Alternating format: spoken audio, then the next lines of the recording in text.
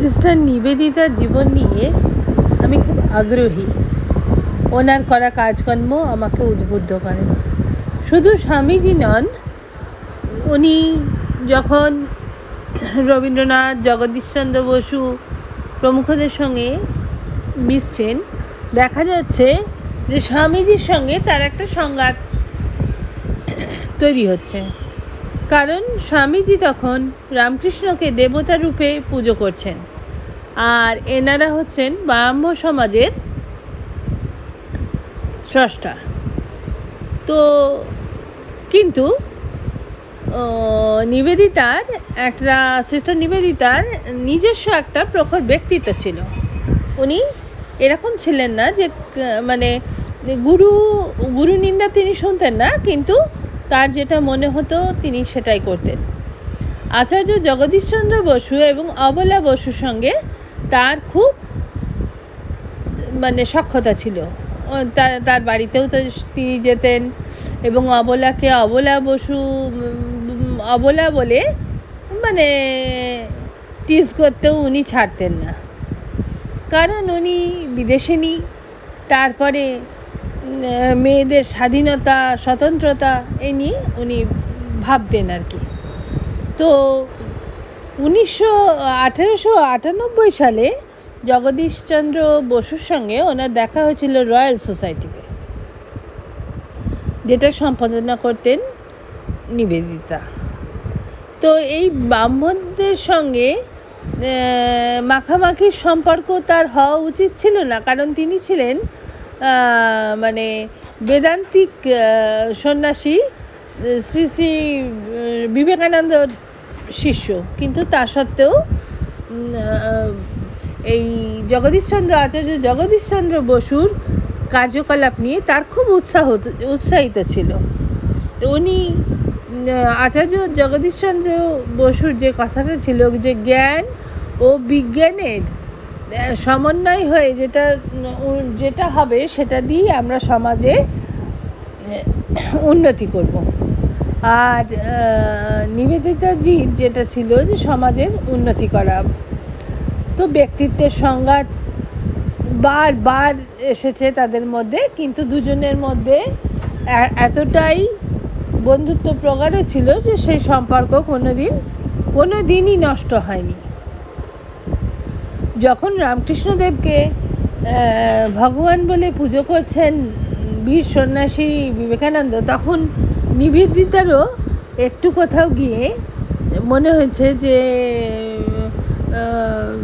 স্বামী বিবেকানন্দকে তিনি শুনেছিলেন ধর্মসভায়, শুনে শিহরিত হয়েছিলেন, যার বক্তৃতা শুনে তার প্রতি ঠিক অশ্রদ্ধা নয়, কিন্তু এই মানুষটা যেন সাধারণ সন্ন্যাসীতে পরিণত হচ্ছেন তার মনে হয়েছিল। আর বিবেকানন্দও কখনো মানা করেননি নিবেদিতাকে যে ব্রাহ্ম সমাজে কারোর সঙ্গে মেশা যাবে না। তো আচার্য জগদীশচন্দ্রের প্রতি যে তার কি মনোভাব, সেটা আমি জানতে পারলাম মিস ম্যাকলাউডকে লেখা তার একটা চিঠির মাধ্যমে। মিস ম্যাকলাউডকে উনি লিখেছেন যে এই মিস্টার বোসকে আমি যতই দেখছি ততই মুগ্ধ হয়ে যাচ্ছি। 1901 সালে আমেরিকায় একটা দূতাবাসে সরকার ও বিদেশিদের মধ্যে ভীষণ ঝামেলা হয়েছিল। তখন উনি বলেছিলেন এটা বোস ওয়ার। আর মিস ম্যাকলাউডকে উনি লিখেছিলেন ম্যান অফ সায়েন্স। এইটা যে নিবেদিতা ছিলেন আচার্য জগদীশচন্দ্র বসুর থেকে 10 বছরের ছোট, তবুও তার সাথে তার সখ্যতা ছিল অগভীর। উনি নিবেদিতাকে বলতেন যে তুমি তোমার যে নামটি মার্গারেট সেটা ত্যাগ করে তুমি ঠিক করোনি, এই নিবেদিতার নামটা তোমাকে ঠিক মানাচ্ছে না।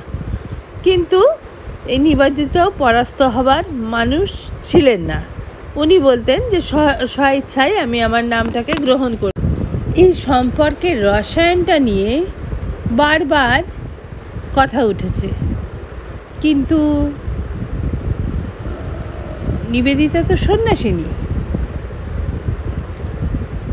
আমাদের সঠিক সম্পর্কের রসায়ন না শুধু সেই দুটো মাত্র মানুষই জানেন, যাদের দুটো মানুষের মধ্যে যে ঠিক কী সম্পর্ক সেটা অন্য কোনো মানুষ বাইরে থেকে দেখে কখনোই বুঝতে পারবে না। সেটাই তো এই ম্যান অফ সায়েন্স যখন হতাশ হতেন তখন চলে যেতেন নিবেদিতার কাছে গিয়ে মানে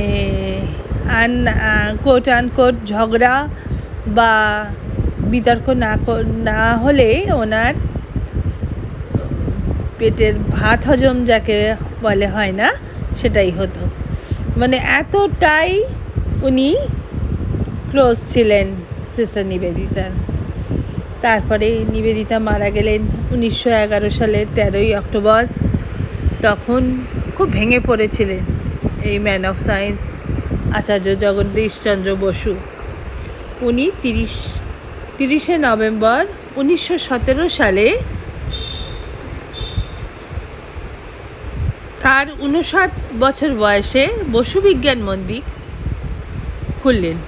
সেখানে যে বসু বিজ্ঞান মন্দির খুললেন তার সামনেই উনি প্রস্তরখণ্ডে নিবেদিতার মূর্তি রাখলেন, বললেন আলোক দিশারি দাও লেডি উইথ এ ল্যাম্প। আমারও তাই মনে হয়। আপনাদের কি মতামত প্লিজ কমেন্ট করে জানান। নমস্কার।